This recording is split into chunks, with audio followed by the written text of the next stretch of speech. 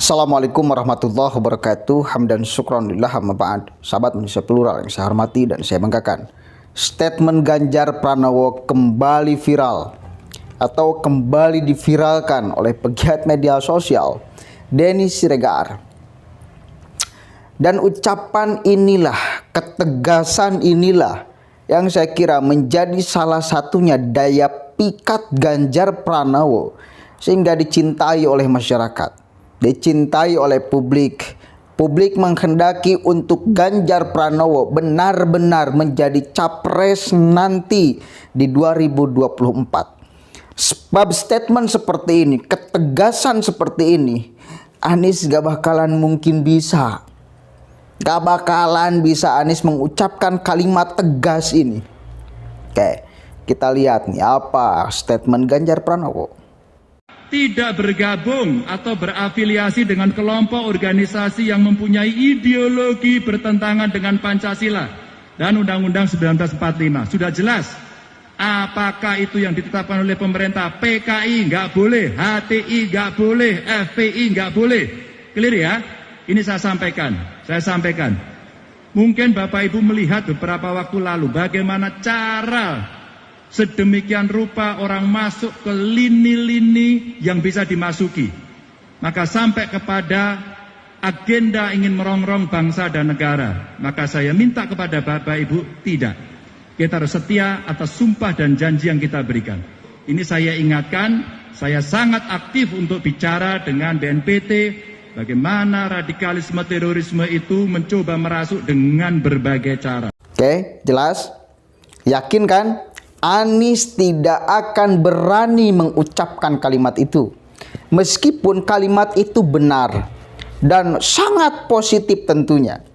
Karena kita semua pasti akan sepakat, siapapun, bentuk ideologi apapun yang ingin merongrong Pancasila, yang ingin merongrong NKRI harus dienyahkan di Republik ini. Dan beberapa organisasi itu yang disebutkan oleh Ganjar Pranowo. Tegas Pak Ganjar mengucapkan kalimat itu. Tegas sekali kepada ASN-ASN yang ada di sana. Tegas sekali. Bayangkan kalau nanti Ganjar Pranowo jadi presiden, ya, maka bagaimana ketegasan beliau? Pasti tidak akan lagi bisa kita ragukan. Rekam jejak yang mengucapkan itu, rekam jejak yang jelas membuktikan itu. Anies masih ragu-ragu dan akan terus ragu-ragu terhadap komitmen dengan Pancasila, komitmen dengan NKRI, komitmen dengan ormas-ormas terlarang di Republik ini. Gak akan berani mengucapkan kalimat itu. Maka otomatis di sini mana ya yang layak memimpin Indonesia dengan ketegasannya yang sudah nyata, dan mana yang sama sekali tidak pantas memimpin Indonesia karena ketidaktegasannya. Karena takut mungkin suaranya akan berapa persen hilang atau seluruhnya hilang kalau Anies mengucapkan kalimat itu.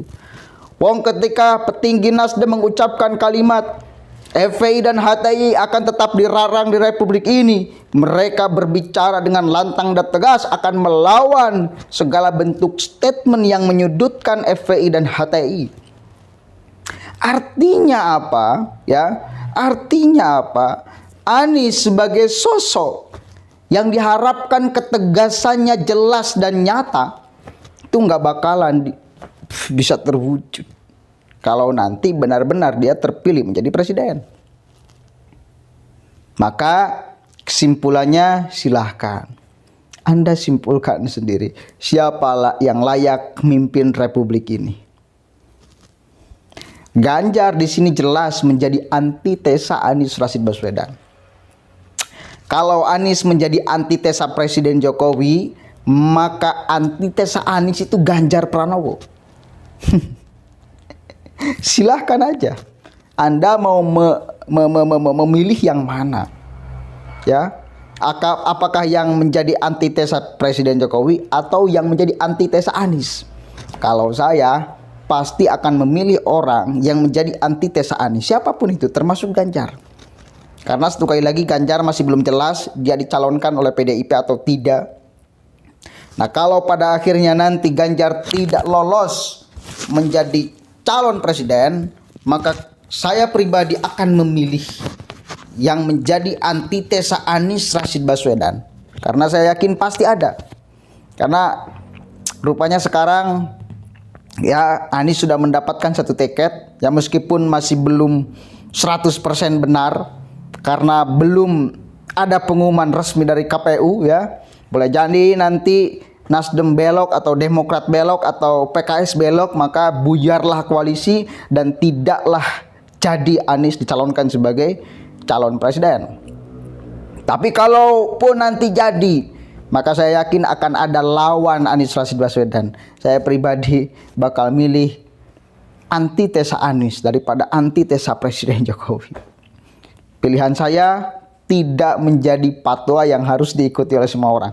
Silakan, Anda pasti punya filter ya di dalam pikiran Anda untuk menentukan siapa pilihan Anda yang layak memimpin Indonesia, yang dipastikan bukan lagi 99%, yang dipastikan bisa membuat Indonesia lebih maju.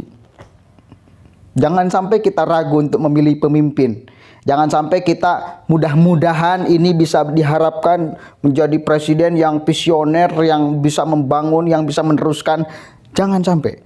Kita harus yakinkan dan pastikan bahwa pilihan kita yang akan benar-benar membawa keselamatan bangsa ini.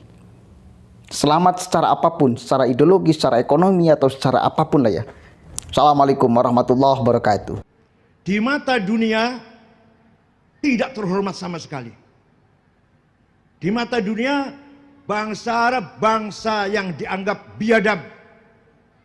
Tidak ada hukum, tidak ada hak asasi manusia, tidak ada ukhuwah Islamiyah maupun watoniyah, tidak ada. Semua menggunakan senjata kekerasan. Nyawa sangat murah, membunuh sangat murah. Pada Islamnya sama ahli sunnah jamaah, sama ahli sunnah jamaah itu kebanyakan. Syiah cuma sedikit Syiah. Sama-sama satu warga bangsa, tapi perang telah menjadi keseharian, sehari-hari yang terjadi di Suriah, di Irak, Afghanistan, Yaman, Libya sampai sekarang belum selesai.